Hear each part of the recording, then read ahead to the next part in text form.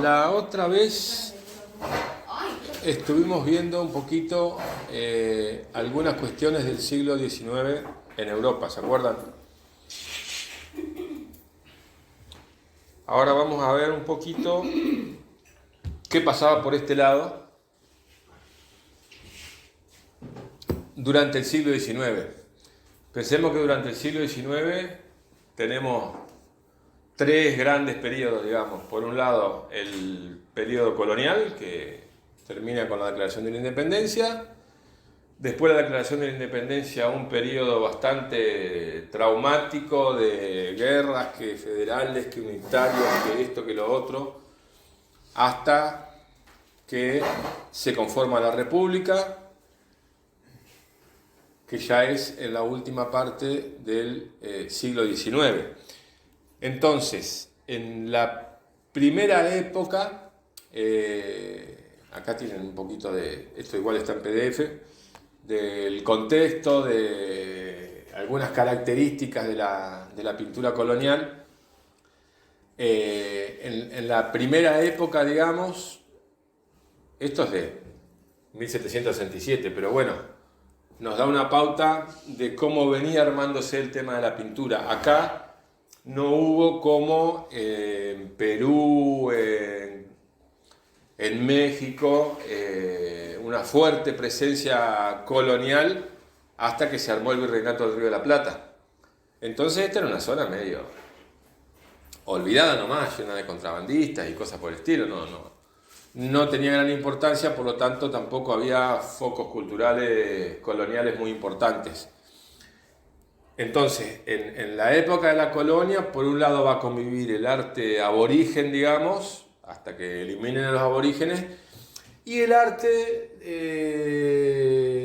de alguna gente que venía acá. Por ejemplo, este hombre, Florian Pauque, era un misionero, creo que era jesuita o algo por el estilo, y él era un gran observador de las costumbres, qué sé yo cuánto, y hacía algunos trabajos reflejando, digamos, algunas costumbres que había acá. Por ejemplo, la recolección de la miel, la caza, cómo se manejaban los aborígenes. Piense que para ellos era todo una absoluta curiosidad, digamos, ¿no?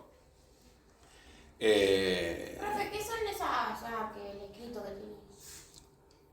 Y son anotaciones que hizo él, pero que yo la verdad que no las puedo leer, no sé qué dice. Era más como de investigación, así en... Claro, no tenía una veleidad artística de hacer un cuadro para poner qué sé yo cuánto, sino que eran más bien apuntes, observaciones. Claro, en aquella época no había fotografía. Como lo había de la cueva de las manos, sí, un estilo así. No. O sea, que dibujaban también lo que era la casa y esas cosas. Era como la manera de... En la cueva de las manos había manos. La otra, bueno, hay otra que está en la pared ahí, no sé. Sí, sí, sí, en Córdoba y después otras que vimos en Europa. Claro, era... pero yo creo que el sentido era distinto. O sea, para los aborígenes que hacían arte rupestre no era una curiosidad lo que hacían todos los días. Para este sí. O sea, ellos lo hacían, me parece, con otro sentido, y como una forma de registrar cosas para que no se le olviden, dado que no había fotografía ni nada. Y esto va a seguir sucediendo, pero después con un poco más de cosa artística vamos a ir viendo. En el norte, la zona de Salta, Jujuy, ahí sí que había cierta influencia del Virreinato del Perú. Pero siempre hablando de la misma época. Siempre hablando de la misma época.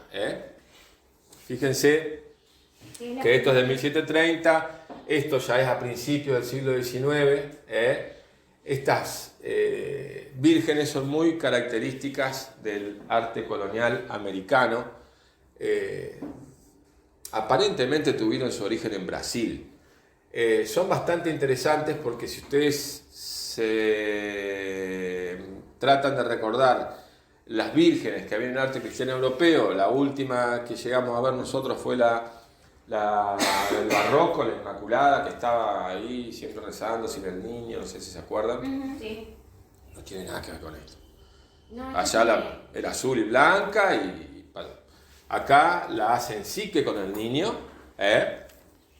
y con todo, con Y fíjense el atuendo que tiene mucho más que ver con una ornamentación de tipo americana, con plantas, con flores, con una cosa muy cargada, digamos, y que aparte tienen la característica, este tipo de vírgenes se llaman vírgenes triangulares, porque fíjense que conforman un triángulo, no se ve absolutamente nada del cuerpo, y la característica es que vendría a ser una especie de arte un poco sincrético. Acá se está juntando la religión católica con las creencias aborígenes. ¿En qué sentido? En que para los aborígenes asociaban a la Virgen María con la tierra, con la Pachamama. Entonces más o menos ahí la podían pilotear. La representación o la expresión de la tierra para casi todas las culturas aborígenes era la montaña o el cerro.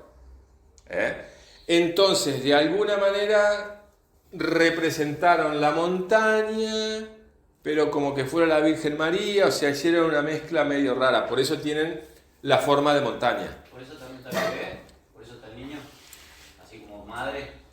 Claro, acuérdense que en el barroco europeo el niño desaparece de la imagen. La imagen que se empieza a promover de la Virgen María es la Inmaculada, no ya la Virgen de la Ternura, la Virgen y el Niño como arrancó en el gótico, sino la Inmaculada. ¿Se acuerdan que estuvo la Reforma Protestante y la Contrarreforma? Que la Reforma Protestante decía que María no era virgen y esto y lo otro, y en la Contrarreforma se asentó a decir que sí, que era virgen, que era Inmaculada, qué sé yo cuánto, se la empezó a representar así, como totalmente pura, siempre en el cielo, sin el niño, para que no se creen conflictos.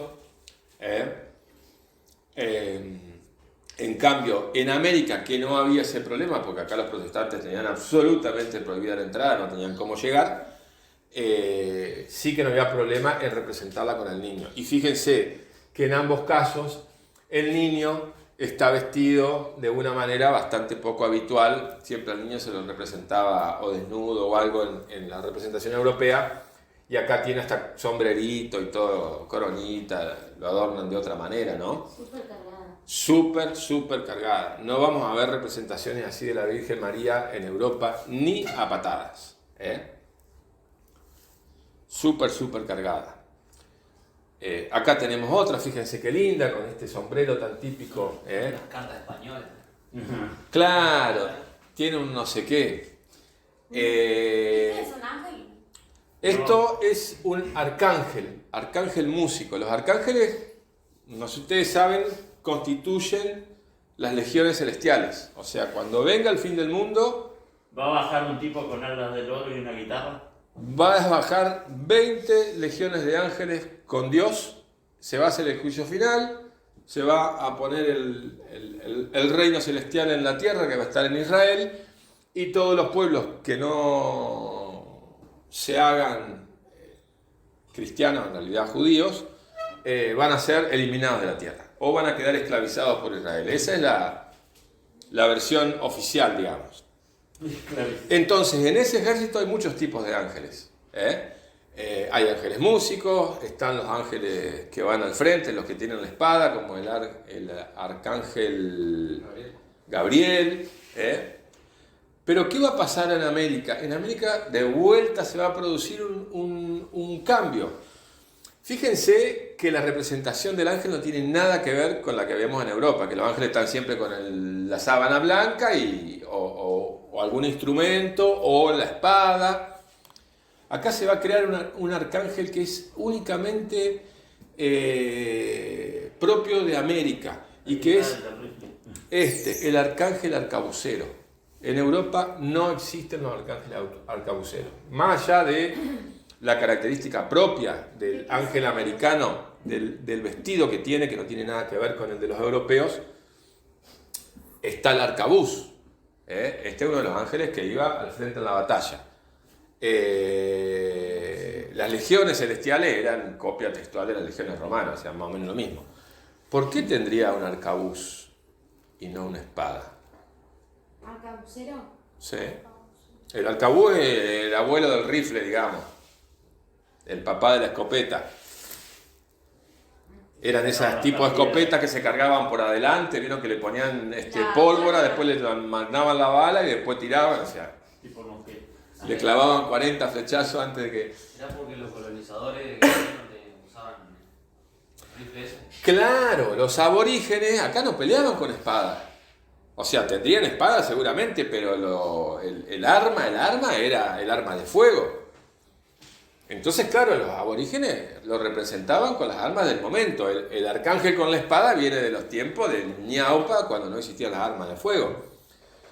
Y fíjense el traje. Este traje es un uniforme militar, aunque usted no lo crea, de gala, por supuesto.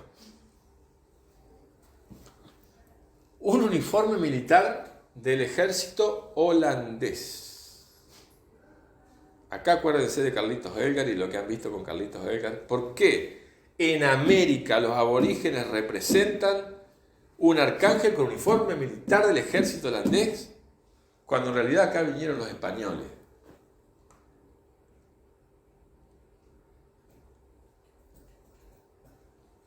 Holandés.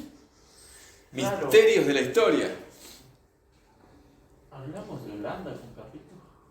Seguramente que sí. Acuérdense de Carlos V, el famoso rey de España. ¿Qué se decía de Carlos V? ¿Qué pasaba en el imperio de Carlos V? ¿Cuál es? Mirá si la escucha Carlito. Si no lo escucha, mejor dicho, porque Carlos V tenía un imperio en el que nunca se ponía el sol. Iba desde Filipinas hasta América, incluyendo lo que hoy son los Países Bajos. Eso era parte del Imperio Español. Acuérdense que la casa de los Habsburgo se había juntado con la de los españoles, qué sé yo, qué sé cuánto, Juana la Loca y compañía. La hija de Juana, creo, que se casó con un Habsburgo. Bueno, no sé, la cuestión que España y el Sacro Imperio quedaron juntos bajo la misma tutela que fue la de Carlos V. Entonces, era todo lo mismo. Y acá venía gente de todos lados, católica por supuesto, pero estos también eran parte del imperio en aquel momento, del imperio español. Entonces seguramente más de uno lo habrán traído para este lado o habrá venido por sus propios medios. Por eso es que ocurre esta cosa tan extraña que aparentemente no tiene ninguna explicación. Pero sí que la tiene porque esto en ese momento era parte del Imperio Español y del uniforme de una parte del Imperio Español, la que estaba sentada en la zona de los Países Bajos. Que bueno, después se van a independizar, la guerra de los 30 años, me imagino que se acuerdan claramente de todo eso. Eso sí que lo han visto con Carlito, la guerra de los 30 años. Bien. Entonces, fíjense que el arte de la época colonial tenía que ver con representaciones religiosas casi exclusivamente y eventualmente con alguna cuestión que tenga que ver con la nobleza, el rey, etcétera, etcétera. Igual eso no se daba tantísimo acá, se daba mucho más lo religioso, porque acá no había nobleza. Acá había adelantados, encomenderos. ¿Eso por quiénes fueron pintados? Estos son de la escuela cusqueña. Acá tuvo mucha influencia la escuela cusqueña. Nosotros el año pasado vimos algo del barroco americano y decíamos que había dos grandes escuelas, la escuela cusqueña y la escuela quiteña. Quito está en Ecuador, un poco más arriba, y Cusco en Perú. Acá no llegaba la influencia del virreinato del Perú, que era la escuela cusqueña. Y había gente, por eso les digo, en el norte de Argentina, gente de mucha plata, que podía darse el lujo de encargar y comprar este tipo de obras que se hacían en Cusco. Obviamente todos estos talleres funcionaban bajo el control y la enseñanza de maestros europeos. Pero como los que ponían el lomo eran los indios, y bueno, más o menos... Pero entonces no era Argentina la pintura. No, pero era la pintura que llegaba acá, que se consumía, entre comillas, acá. Igualmente puede ser que acá pueda haber venido algún pintor de venido de la escuela a hacer algún trabajo, no sería raro. Entonces, la mayoría, como les digo, de la obra era religiosa y eventualmente alguna cuestión relacionada con los reyes y cosas por el estilo. Profe, ¿el otro era quisqueño? Cusqueña, de Cusco. ¿Quisqueña y el otro? Quiteña, de Quito. Quiteño. Quito es la capital de Ecuador. En Quito todavía hay una escuela municipal de artes y oficios que funciona como en la época de la colonia. Ahí se aprende talla en madera, pintura, herrería sin soldadura. Piensen que en esta época la soldadura eléctrica obviamente no existía, era todo a fuego y remache. Y costuras y bordados. Y lo hacen todo al estilo como se trabajaba en aquella época.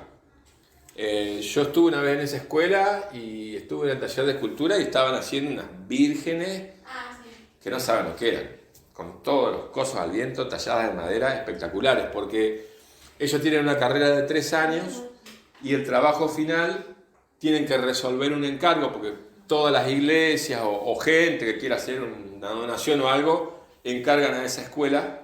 Entonces, por ejemplo, la iglesia, no sé, María Auxiliadora quiere una virgen para poner en un altarcito que están restaurando ahí, se le encarga a la escuela de arte. Y el trabajo final del alumno tiene que ser resolver esos pedidos, y ahí se lo evalúa.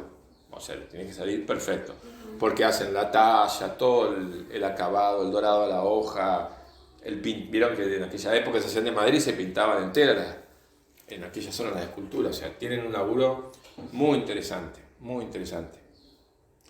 Bien, esto es en la colonia. Después, ¿qué pasa?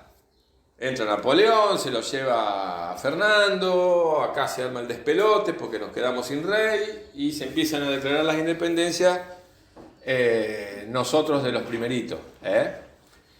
En la época de la independencia va a haber un cambio en la imagen que se va a tratar. O sea, se va a hacer un poco menos de imagen religiosa y sí se va a procurar hacer mucho hincapié en los nuevos héroes nacionales. Ahora el héroe, en vez de ser San Pantaleón o San no sé qué, va a ser San Martín, va a ser Bolívar, va a ser Sucre, y esa gente va a ser profusamente retratada. En las nuevas instituciones que se van a ir formando, se van a poner cuadros rememorando gestas históricas o personajes que tienen que ver con las gestas independentistas. Acá tenemos 2 retratos de San Martín. Este está en Perú, este está en Londres.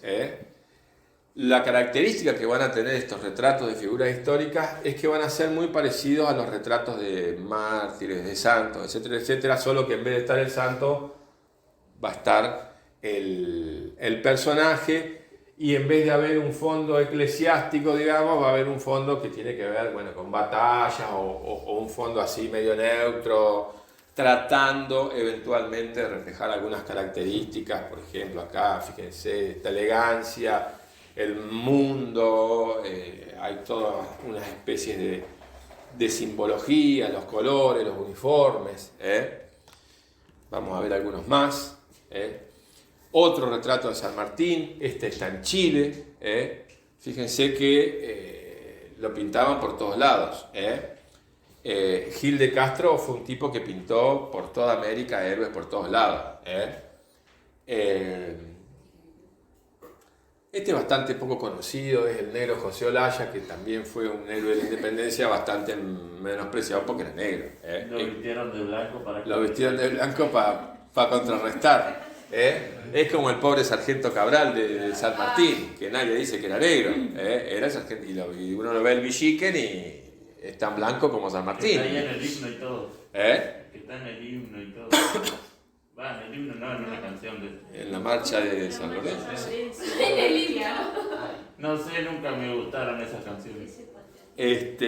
No, yo tengo menos patria. Entonces fíjense cómo desde el poder se cambia la retórica, digamos, de las imágenes. Se deja lo religioso y asociado con la nobleza y todo eso, y se pasa a ensalzar las nuevas gestas libertadoras, las nuevas nacionalidades. Vamos a ver más retratos todavía. Bernardo Higgins, Bolívar. Igualmente, fíjense que los retratos que se hacen acá no son tan precisos, por decirlo de alguna manera, como los europeos. Vieron que las figuras no están resueltas de la misma manera y con la misma, el mismo naturalismo que en Europa, porque eventualmente eran hechas por gente formada o más o menos formada acá. Una falta de sangre tiene Bernardo. Sí, Bernardo está blanco, pobrecito, que está... Profe, ¿puede poner las anteriores? Era medio cadáver. San Martín era lindo. La anterior, la otra. Allá San Martín no ve que está re feo. No, era lindo San Martín. Salió un montón, llama la atención. Y fíjense que cada uno lo ve como lo ve. Porque muchas veces pasaba que hacían los retratos sin estar el cuerpo presente. Entonces lo hacían de memoria o según le contaron de cómo era. Claro, piensen que el retrato religioso tiene esa característica. Si yo hago un retrato de San Pedro, nadie sabe cómo era San Pedro. Le hago la cara más o menos y los atributos. A San Martín lo hago más o menos como se me ocurre y le pongo así el uniforme como era y ya está. Como el Iván de Pineda. Y después le agregamos la cabeza y lo que salga. Hacemos el uniforme y después le agregamos la cabeza y lo que salga. Exactamente. A veces se pintaban de memoria o por referencias, digamos. Iván de Pineda, Fíjense que ninguna de las tres representaciones que vimos de San Martín se parece. Ninguna tiene nada que ver con la otra. Esta por ahí tiene el peinado medio parecido a esta, o el despeinado, pero las caras son bastante diferentes. Iba a decir algo, pero perdón. Mira, vos mirá esta imagen del libro y yo después te muestro. Es más, si ustedes se fijan, estas dos pinturas que son del mismo autor, tienen la cara bastante parecida. Es como que el tipo hizo más o menos una cara, qué sé yo. Le habían dicho, tenía nariz grande José Olaya y tenía nariz grande San Martín La y ya imagen está. que usamos nosotros más de San Martín fue hecha en Europa, ¿no? Sí. La del billete y todo eso. Sí, sí. Esa que él está viejo ya es cuando él ya vivía en Francia. Pero creo que se ha tomado una foto, porque creo que es una foto, un daguerrotipo que se hizo San Martín. Me parece que está tomada una foto. Viejo? Sí. Creo que sí, que él como que lo pintaron así. Sí. Como que no posó.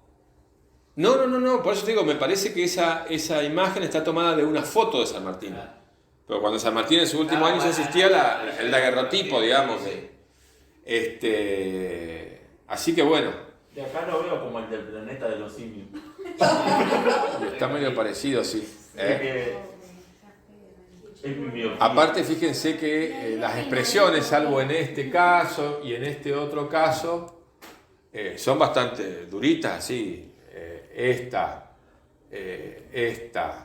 Es como que están medio así. Por lo anterior se puede hacer un meme. Capaz que lo retrataron cuando estaba en el cajón.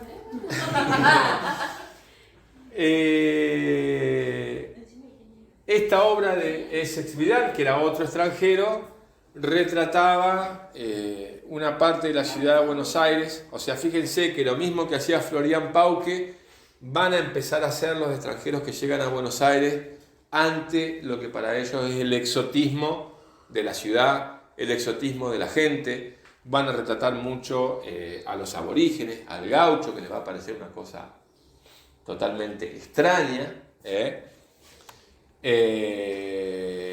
A Sarmiento también le parecían cosas. Fíjense, Pellegrini, que es el papá de Carlos Pellegrini, que fue presidente. Carlos Pellegrini era un ingeniero que vino a hacer unos trabajos acá y se quedó. Se quedó y se dedicó a la pintura. Hacía retratos, hacía todo un poco. Y acá está representando un baile en el campo. Fíjense, Adolfo Dastrel, que también es extranjero, cómo ha pintado como una curiosidad graciosa, digamos, a su esposa con una mezcla de ropas europeas, el mate, el gaucho atrás. Y fíjense lo que hacía. Este pintor. No, la Biblia, mi reina. No. Bueno, Parece pero, un meme. pero cuando te pidan te dan una foto, ¿viste? Parece un meme. Abajo le pones un celular ahí. Sí, da para Le hacer un cambias el meme. cuadro de atrás por, no sé, Evita Perón. El sombrero le pone una gorra. Fíjense esto. Una visera. Andiel de Le Pampa, India de las Pampas. El loco este agarraba indios, gauchos, cualquier negro que se le cruce y que no es vestido de la europea, y lo pintaba y hacía cuadernos de grabados que después los vendían en Europa, como cosa exótica, como un libro de viajes o algo así. Y esto, si ustedes quieren, es más o menos lo que por ahí nosotros mismos hacemos cuando vamos de viaje a algún lugar, nos ponemos, qué sé yo, no sé, vamos al norte, nos calzamos el gorrito y nos sacamos una foto con el cerro atrás Y no pega la onda de la vestimenta con el gorrito de la bandera. Claro, y este hizo más o menos lo mismo con la esposa, la vistió medio de gauchita con el mate ahí, muy gracioso. Le tenían bastante asco los europeos al mate, porque se compartía y era como una chanchada para ellos Pero tomar de la misma bombilla. Eso. Obviamente. Y en esa época todavía vivían en la mugre. Bacre tenía un taller de grabado y él hacía una serie, que esto sí lo comercializaba en Buenos Aires, inclusive supongo que en Europa también, que eran como medio chistosos. Él como que hacía chistes a partir de las costumbres que había en Buenos Aires. Por ejemplo, en un momento se habían puesto de moda unos peinetones grandísimos. ¿Vieron que antes las mujeres, no sé si tomaron parte alguna vez, el peinetón, el miriñaque, qué sé yo cuánto, la dama antigua famosa, y se habían puesto de moda unos peinetones tan grandes que eran bastante molestos de usar, y él, exagerando, hace que tengan que romper la pared para que pueda salir la mujer. Se llama Peinetones en Casa el grabado. Claro, a algunos le tocaba hacer de dama antigua y a los otros nos tocaba hacer de vendedores de empanada o negrita que vende mazamorra. Vendedora ambulante, Yo siempre Allá arriba. Siempre de paisana. Ahora no, pero en ese época. Siempre allá arriba, está bien. La más Ahora chica abajo de como mi veo año, que sí.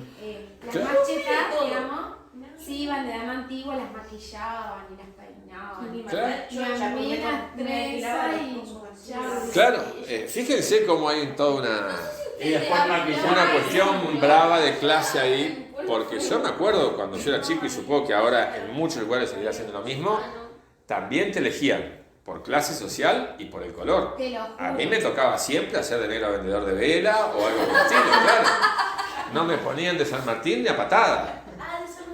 Eso eran los más rubios, los más blancos. El famoso palo de coba con las velitas prendidas.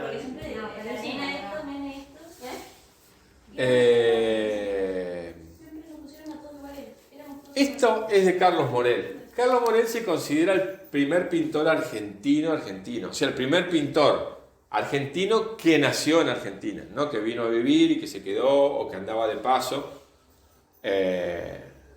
Porque a veces también pasaba que venían muchos pintores de paso en expediciones.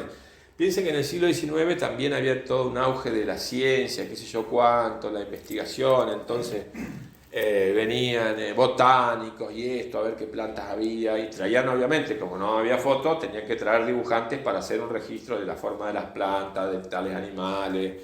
Acuérdense que Darwin anduvo por la zona, allá en la isla de Pascua fue que el tipo dijo, y se le ocurrió lo de la evolución y todo eso. Estuvo en el sur de Argentina, más o menos en la misma época en que Sarmiento decía que no había que amarretear sangre de gaucho porque es lo único útil que tiene porque pueden servir para abonar la tierra, porque no sirven para nada, Darwin escribía elogios increíbles sobre los gauchos. Dice que no había conocido nunca en su vida gente más noble, más trabajadora, más inteligente, más predispuesta que un gaucho. O sea, para lo que guste mandar, ¿vieron cómo se dice antes? Estaba el gaucho y siempre era muy ingenioso para resolver problemas. Bueno, acá pintó una escena de batalla de la época de Rosas. La batalla de Maipú, de Rugendas. A Rugendas lo contrataban vuelta y media para que haga cuadros para poner en el cabildo acá. Entonces las grandes gestas las pintaba, el tipo investigaba cómo el traje de uno, de otro, cómo había sido la batalla. Fíjense qué diferente al arte colonial. Bueno, Privado Pueyrredón, también una escena costumbrista, una caravana, por decirlo de alguna manera, caballos, carreta, qué sé yo, que va de viaje y para en el camino, seguramente en alguna pulpería o algo, a la sombra de un árbol a descansar, todos con sus trajes típicos. Ahí se está acercando más realista. Claro, acá ya hay una intención artística, digamos, ya hay una composición, un uso del color bien consciente. Florian Pau que pintaba más o menos así, sin grandes veleidades. Acá sí que ya vemos cosas que, aparte más figurativas, porque sobre todo este tipo de cosas o este tipo de cosas que tenían que servir como algo ejemplar. Está perdido, allá está más. Sí. El campo, bien el arbolito, donde finaliza. Sí, acá está mucho más claro, la inmensidad de la pampa.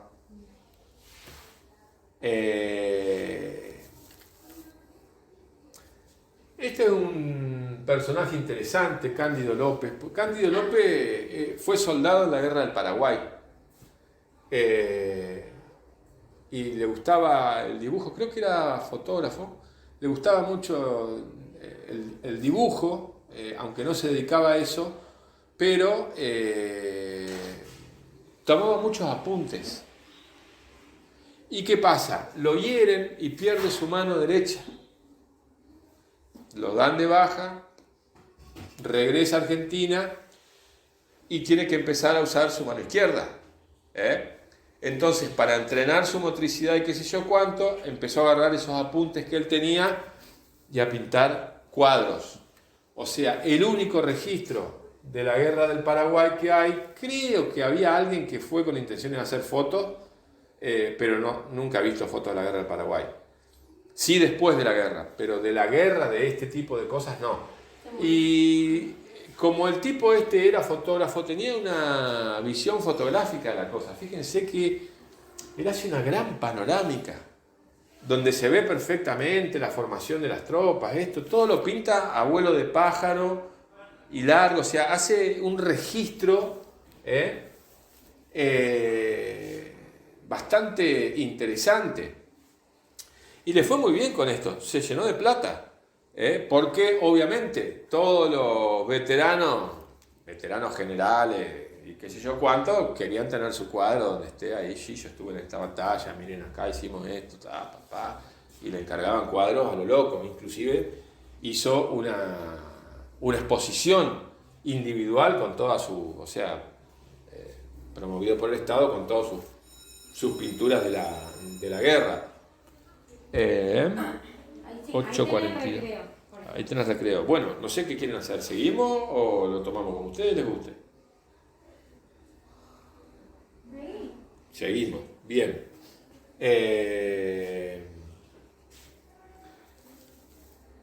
Fíjense que acá ya estamos en 1860, acá estamos en 1889.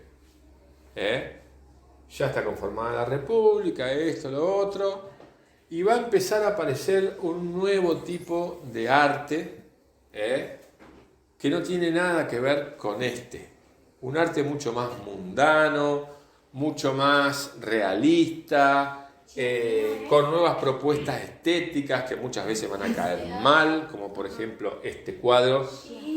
A Schiaffino pero lo denostaron por este cuadro, que era el peor pintor del mundo, que para qué se gastaba plata en formar gente como esa, que evidentemente no tenía ni la más idea de cómo se pintaba, que no sabía dibujar la figura, que no sabía usar el color, que no sabía... Bueno, lo hicieron pelota. Yo cuando entrego trabajo. ¿Podrías repetir qué tipo de arte es ese? Les decía que va a empezar a haber un nuevo tipo de arte que va a ser más mundano, o sea, no va a presentar batallas, próceres ni santos, sino gente común o desnudos, nuevas propuestas estéticas que se van a alejar de la pintura más del tipo del romanticismo que había en Europa en el siglo XIX. Toda la pintura oficial, por decirlo de alguna manera, o hasta finales del siglo XIX, la pintura considerada buena tenía esa onda del romanticismo y todo. Un poco lo que esto estaba bien pintado. Un cuadro de costumbre, con los colores, un lindo uso del color, una composición interesante, Esto también estaba bien por un tipo que no sabía, pero lo agarramos lo mismo porque está bueno lo que hizo, pasa, pero esto ya no. Y esto menos. Este cuadro fue muy elogiado en el Salón de París. Y cuando Sibori lo expuso acá, obviamente le dieron con hacha y palo. Reinaldo Giudici pinta La sopa de los pobres en Venecia. Él era un inmigrante y lo trae acá, y este cuadro es perfectamente asimilable a cómo vivían en ese momento los inmigrantes que estaban llegando a Buenos Aires a patadas y que no tenían trabajo y quedaban ahí medio dando vueltas, o los metían en el hotel de los inmigrantes y después los mandaban al campo. Entonces, hagamos un poquito de relación con los procesos históricos. ¿Por qué empieza a aparecer este tipo de arte, este tipo de artistas? Estamos hablando del último tercio del siglo XIX. Por una revolución del arte.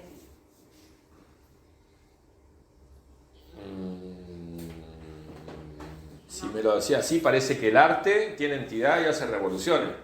El arte es un producto de seres humanos. No, sí, me refiero a la revolución que generó en el arte más.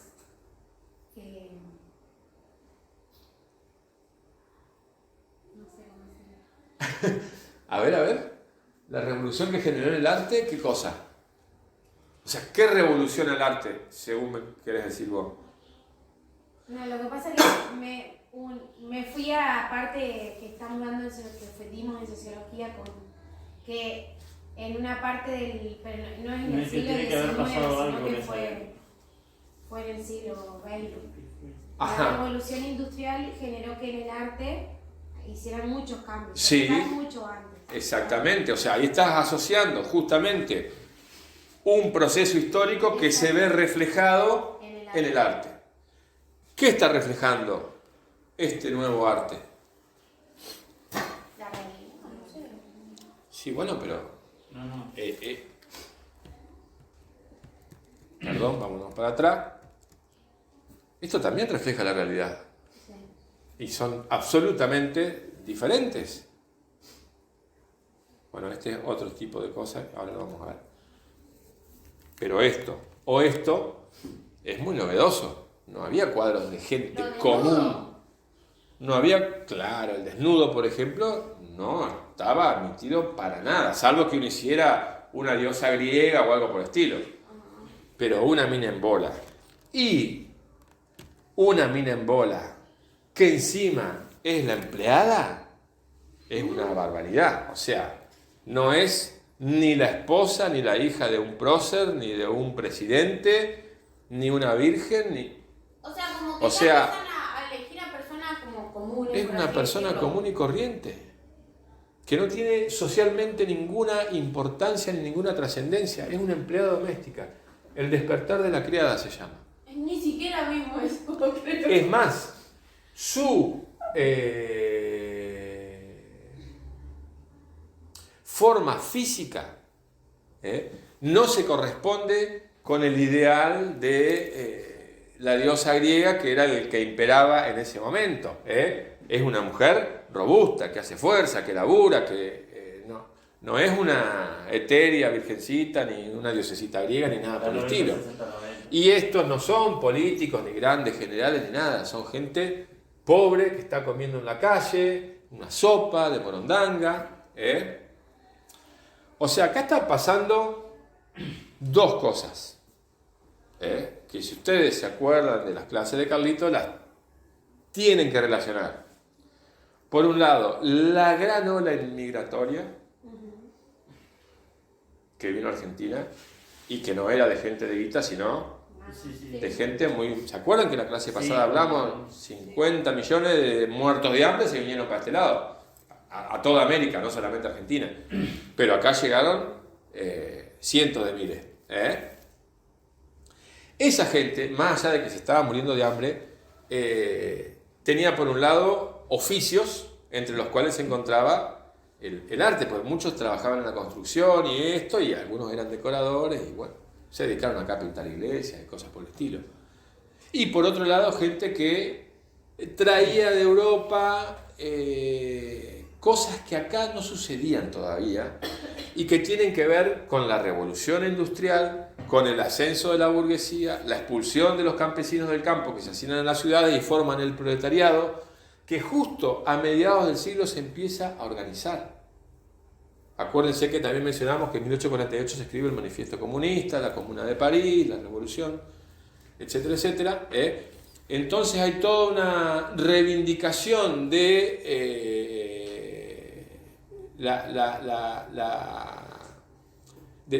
obrero, del proletario, del trabajador como una persona que tiene derechos, que es un humano igual que los otros, etcétera, etcétera, etcétera. Y que merecería ser bien tratado y bien considerado. Entonces, todo eso va a traer como que una reivindicación de la gente común, o sea, acá somos todos importantes, somos todos seres humanos. Por otro lado, nosotros venimos de una colonia, con todo lo que eso arrastra. Y lo primero que arrastra es que todo lo que se hace acá, o que es originario de acá, es malísimo. Ahí lo decía Sarmiento, hablando de los gauchos, a los indios, etcétera, etcétera. ¿Dónde está lo bueno? En Europa. Por eso Buenos Aires quiere ser la París de Europa. Eso cuesta todavía sacar, bloquear. Eso está, pero clavado a fuego. Yo veo todavía al día de hoy en la ciudad, por ejemplo, viene, no sé, alguien que no sé, estuvo afuera o anduvo dando vueltas por ahí y viene acá y... Claro. Y con artistas también me refiero, ¿no? Sí. Artistas locales que están acá, que sí. son impresionantes. Uno no valora al vecino, pero claro. Viene un gil que hace cualquier verdura, pero estuvo en tal lado y... no, estuvo. Me pasó la última vez en la Casa de la Cultura. Ajá. Había ido no sé por qué cosa a la Casa de la Cultura y decían a una reunión y estaba el dibujante, decían, ¿quién será el dibujante? Y todos hablaban de que había venido el dibujante, que había estado en Perú, no sé, andaba por ahí. Y cuando lo veo salir el dibujante era un pibe, que el chabón dibuja todo el día, sí, anda dibujando. Pero que hace unos meses atrás trabajaba en una carnicería. Claro. No es por desmerecerlo, ¿no? Porque estaba bueno lo que hacía. Sí. Pero el chabón agarró la mochila, se fue para el norte, ¿no? O sea, y volvió y era el dibujante. Claro, a partir de que él se movió, el mismo dibujo que hacía antes en la carnicería mientras esperaba que venga alguien, Claro. Ahora resulta que es flor de dibujo y antes era, este la seguridad de la carnicería. Claro. Claro. Nosotros tenemos su equivalente verdulero. ¿Qué? ¿Cómo? Los cambios. A ver, ¿cómo decir, Luisina? Que los cambios a veces se dan así también. Así como. ayer hablamos de que hay un montón de artistas que son excelentes y que no se ve su proceso.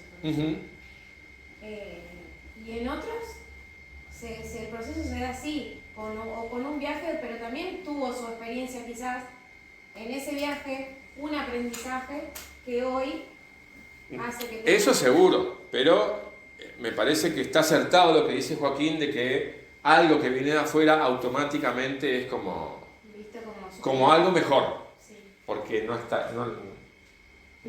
yo me acuerdo trabajando en el carnaval o cuando tenía la empresa que hacíamos decoraciones, qué sé yo, cada vez que alguien venía al taller que no nos conocía decía, pero ¿son de acá ustedes? Diciendo, ¿cómo es posible que en Gualeguaychú se haga? Y ya creían que éramos de otro lado. Y a cualquiera que labure en el carnaval, en las carrozas, por ejemplo, les va a decir que tuvo esa experiencia, seguro. ¿Son de acá ustedes? Sí. Es como que lo que se hace acá, y eso lo podemos trasladar a todo nivel. O sea, eso pasa en Gualeguaychú, pasa en Córdoba, pasa en Trenquelauquen y pasa en Argentina con respecto a los países de afuera. Entonces, ¿en qué se va a expresar? En que hay todo un sector de la sociedad más o menos acomodado que se va a dedicar al arte, pero ¿qué pasa? Acá, no. Está bien, acá aprende, le agarra el gusto y qué sé yo, pero se tiene necesariamente que ir a formar a Europa, o a terminar de formar a Europa. Artista que no haya ido a Europa no es considerado un artista, no tiene ningún lugar en la sociedad porteña sobre todo, que es donde se mueve el mundo en este país, y más en aquella época, y esta gente sí que había ido a Europa. Entonces, por un lado tenemos algunos artistas inmigrantes que traen nuevas ideas, nuevas estéticas, qué sé yo, y artistas argentinos que van a Europa y vuelven con la cabeza medio craqueada. Porque en Europa, acuérdense que estaban pasando un montón de cosas a nivel social, a nivel político, a nivel artístico. ¿Se acuerdan que vimos que aparece el impresionismo, todo en el siglo XIX? La escuela de Barbizón, los prerrafaelistas, los románticos, esto, lo otro. Bueno, los tipos... Entonces traen nuevas propuestas. Y esto en Europa ya era moneda corriente, porque ellos venían desde la Revolución Francesa empezando a darse cuenta de que había gente común y laburante y que esa gente común también valía. Acá el porteño de la sociedad, el español o hijo de españoles, era una cosa, el gaucho, el indio, el negro eran otra cosa que no merecía ni ser llamado ser humano prácticamente. Sarmiento expresa muy bien esa ideología, el desprecio por la gente de acá. Alberdi decía, ni el mejor gaucho de las Pampas va a superar ni en 100 años de educación, ni con 100 años de educación al peor obrero inglés. O sea, así lo pensaban. Así lo pensaban. Entonces esto va a ser nuevo. Y obviamente en esa sociedad porteña que pensaba de esa manera, esto era prácticamente una cachetada. Cuando Schiaffino vuelve de Europa y expone esto, prácticamente lo querían matar. Uno dijo, hay que acabar con las becas y qué sé yo a los artistas para que vayan a Europa, porque para que hagan esto estamos gastando plata al pedo, mejor gastemos las cosas más importantes. O sea, indignados completamente. Paralelamente, fíjense, y acá sí que hablamos un poco del romanticismo europeo, con toda esa carga de sentimentalismo, de drama, de telenovela y qué sé yo cuánto. Ángel de la Valle pinta este cuadro, que está magnífico, está en el Museo de Bellas Artes. Bueno, todo esto que estamos viendo está en el Museo de Bellas Artes de Buenos Aires, así que si algún día tienen la oportunidad de ir, los van a ver a todos en vivo y en directo.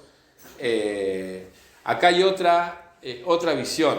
Acá se pinta el malón, que es una cosa, ahí sí que para los europeos absolutamente exótica. Pero fíjense que es un malón casi que, si bien es el salvaje, pero es el salvaje idealizado. los indios son todos fortachones y tienen una luz así, la cautiva va ahí como desmayada, no se sabe si de amor o de miedo. Claro, o sea, si bien lo pinta como algo tremendo al malón, pero por otro lado tiene toda esa cosa de el salvaje, el hombre puro en su naturaleza. Teatral. Bien teatral, miren este cielo de tormenta, presagiando tiempos turbulentos, los caballos. Sí, es bien teatral. José, y eso de nosotros de cultura de inmigrante de Argentina, eso trae todo eso del romanticismo también. Sí, seguro, traen de todo. O sea, así ¿No como fue por una copia, digamos, de lo que era allá afuera, digamos? O sea, lo traen desde ahí y empiezan a realizar esas pinturas acá. Exactamente. ¿Y por qué va a pasar eso? Volvamos a Raúl Albanese y el concepto de cultura. Cuando nosotros decimos que la cultura son las formas en que nos organizamos para vincularnos entre nosotros socialmente, a través del trabajo, la familia, exactamente, eso va generando costumbres, tradiciones, leyes, creencias religiosas, etcétera, a través del tiempo, y van constituyendo lo que usualmente decimos es nuestra cultura, nuestras costumbres, nuestros conocimientos, nuestras reglas, por decirlo de alguna manera.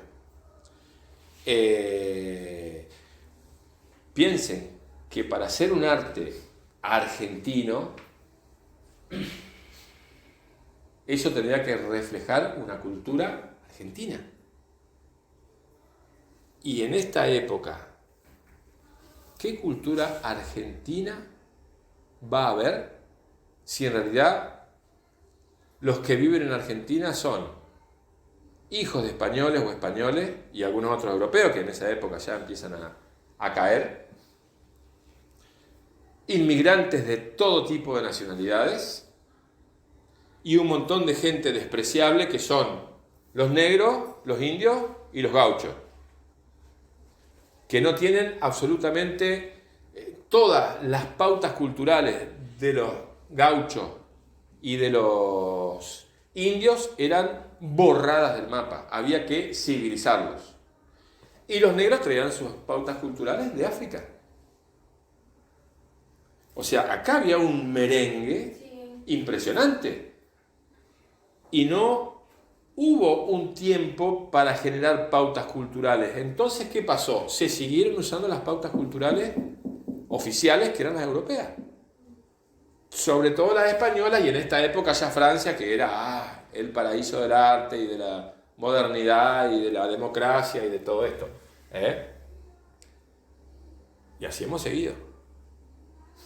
Fíjense que ha habido una política, y esto escúchenlo bien porque son docentes o van a ser docentes, una política para no generar pautas culturales propias, sino asimilar las pautas culturales y las formas sociales europeas.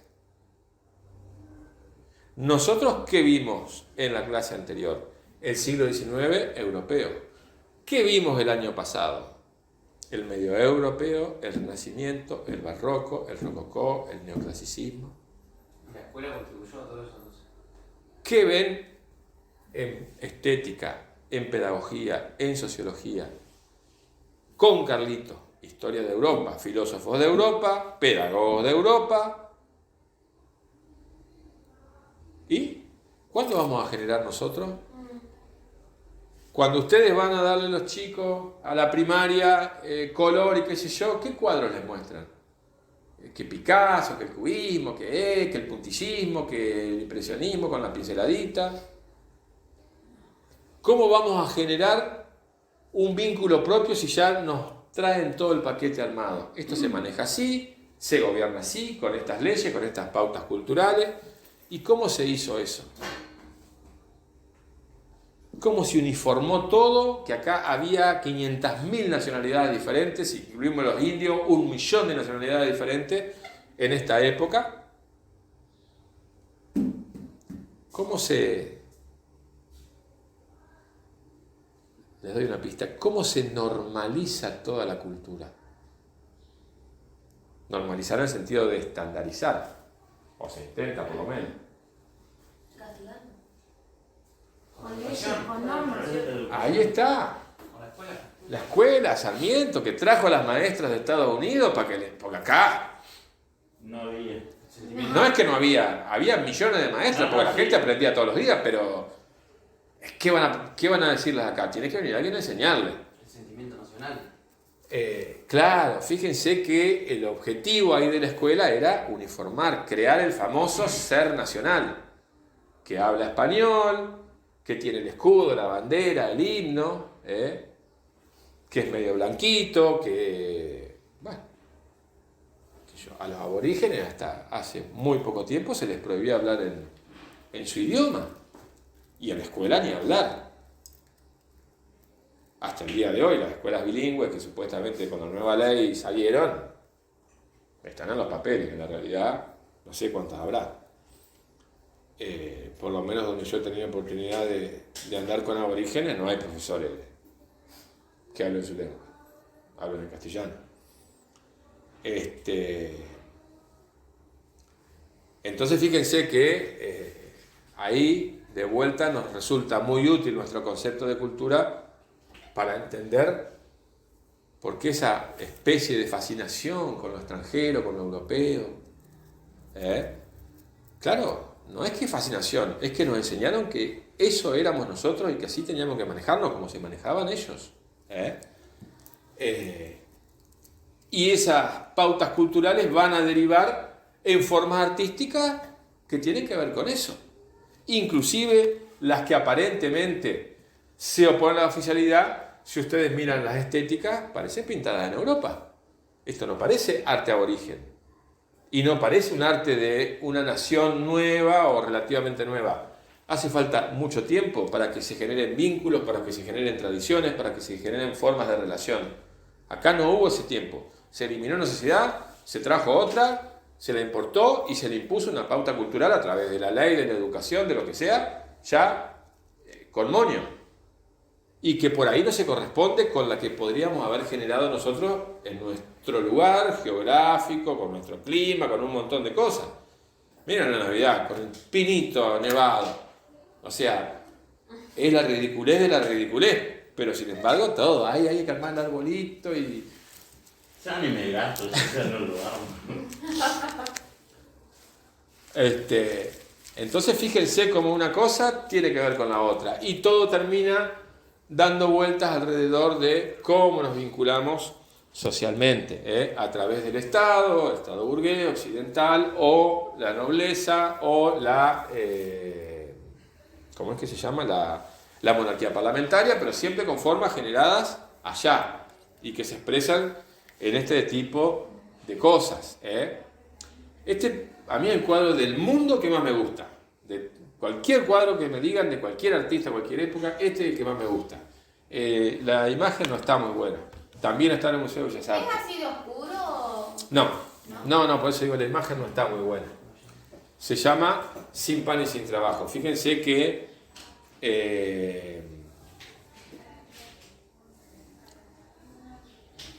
en esta época se está gestando esa imagen de la Argentina como la superpotencia y el superpaís de Sudamérica, que va a tener su fiesta y su moño en la celebración del centenario, que va a ser la famosa París de América. En realidad eso era para un grupito, el resto de la gente la pasaba bastante mal. Y acá de la Cárcova retrata un trabajador del pueblo, acá están sus herramientas, con su mujer y su pequeño hijo, que no tiene que darle de comer, no tiene trabajo, está bien enojado, y acá afuera lo que se ve es una especie de movilización, porque evidentemente acá hay algunas industrias que están en huelga, o se está planteando toda una cuestión bien la composición de qué tipo. La ventanita con el paisaje al fondo. ¿Cómo dijo? Este tipo de composición interior con la ventanita, el paisaje al fondo donde algo nos da alguna pista de alguna cosa. Proletariado, viene la clase obrera. Sí, pero digo, este tipo de composición, ¿de dónde viene arrastrado?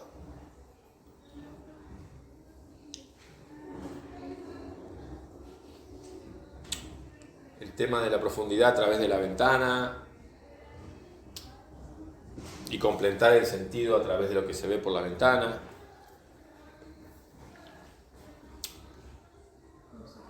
Renacimiento, ahí empiezan a joder con eso. La perspectiva que a ellos les gustaba tanto, entonces aprovechaban y hacían, y le daban profundidad.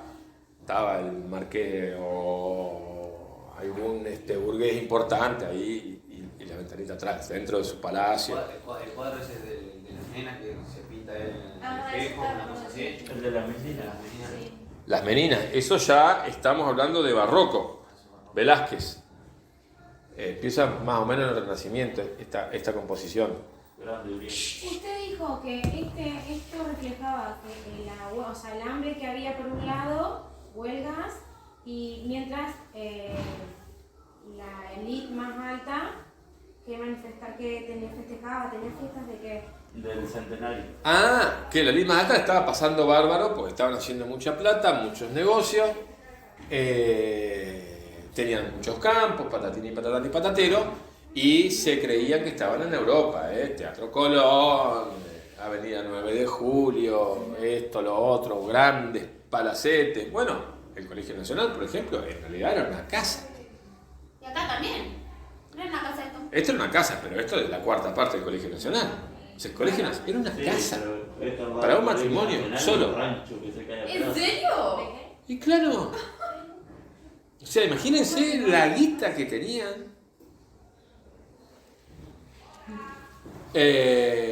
Una reforma a esta casa. No. Entonces, fíjense que venía todo más o menos enfilado, pero con la inmigración se viene a poner en cuestión un montón de cosas. Primero que le salió mal el plan a la élite, que era traer trabajadores europeos, pero bien, medio finolis. Le salió mal. O sea, eso que usted dice del Renacimiento era cuando usted explicó que pintaban en las iglesias las profundidades de... Claro. Y se usaba mucho cuando se hacía un interior hacer una ventanita como para darle profundidad y poner la ciudad de la que era dueño el tipo o algún elemento que diera cuenta o algún santo, lo que sea. ¿Cómo estamos con el tiempo? 9:11. Tendríamos entonces hasta las 9:20. Bien.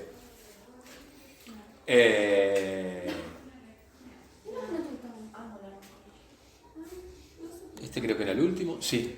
Estamos justo a tiempo. Entonces, como les decía, fíjense que acá se entró a armar una amalgama bastante interesante, que si bien se pretendió normalizarla a través de, como su nombre lo indica, ¿Del Renacimiento? no. Él dijo sistema educativo, pero específicamente, ¿cuál fue el elemento del sistema educativo que era el caballito de batalla? Lo tenemos acá derecho a unas cuadras. La escuela normal. La escuela normal es para normalizar. O sea, no era que lo hacían en secreto, lo hacían claramente. Ahí teníamos que salir todos iguales, todos parejitos, todos... Escuela normal, primaria para todo el mundo y secundaria para una clase medio dirigente y bueno, universitario que ya generalmente se iba en Europa, qué sé yo cuánto, para los super. Eso Más o menos como ahora. Sigue todavía eso. No, pero en esa época, o sea, no, capaz que no. Y la escuela normal sigue como institución, digamos, más allá de que ya no se llaman escuelas normales, todas las escuelas en un punto son normales, porque eso del ser argentino y las pautas. Fíjense que, qué sé yo, la otra vez estaba viendo chiquitos de 7 años lo hacen jurar la bandera, que a mí me lo han hecho jurar, ni me acuerdo. Jurarla, o sea, el tema de los símbolos es... Que te dan un papelito. Claro, la bandera, el escudo, viste, que después se transforma en un patrioterismo berreta, que lo único que le interesa es que gane la selección, pero si nos invaden los ingleses y vendemos media Argentina no le importa a nadie, o sea. Sí. Se van todos corriendo. Si nos invaden Sí. los ingleses, vamos a Europa. Pero si Maradona le mete un gol, viste, ya somos los más mejores. ¿Verdad? La mano de Dios. Claro.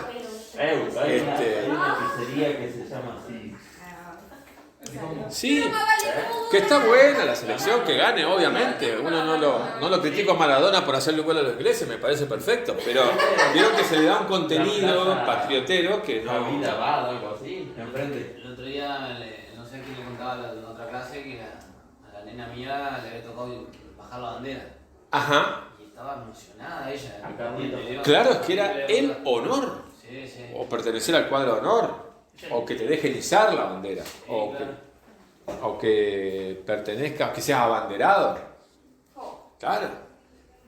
Antes, o cuando son chicos acá, no le dan demasiada bola, me parece. Los abanderados no se sienten tan mágicos, pero Yo cuando quería uno es chico te dan la llevar- bandera y sos Sarmiento, San Martín y todo junto.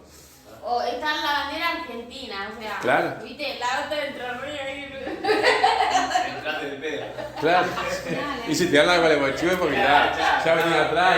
Pará. Imagínate, en Mire, mi secundario solamente tuvo la bandera argentina y éramos tres nomás los que entrábamos en la bandera. Una vergüenza los otros ahí re burro. Claro, los otros nos escoltan. bueno. Qué horrible. Antes Yo no tuve se de usaba corta la de bandera. Argentina y dije, no quiero estar más en la bandera. Me llevó matemáticas, ya fue. No me la llevé nada. Me pusieron como escolta la bandera de Y Gualeguaychú. bueno, aguante. La Argentina. O sea, estuve allá arriba y allá abajo. Entonces fíjense que cuando hablamos de arte argentino, que no está mal hablar de arte argentino, hay un montón de cosas interesantes para pensar en qué es lo que constituye o qué es lo que hace al arte argentino. Y fíjense cómo seguimos absorbiendo pautas culturales de afuera en vez de decir, bueno, a ver, organicémonos entre nosotros.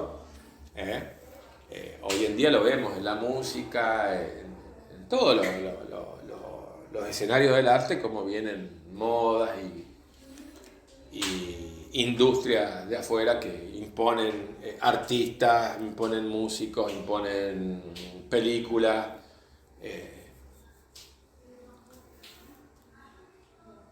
De hecho, recibimos mucho más superhéroes de Marvel o manga japonés que algo hecho acá, digamos.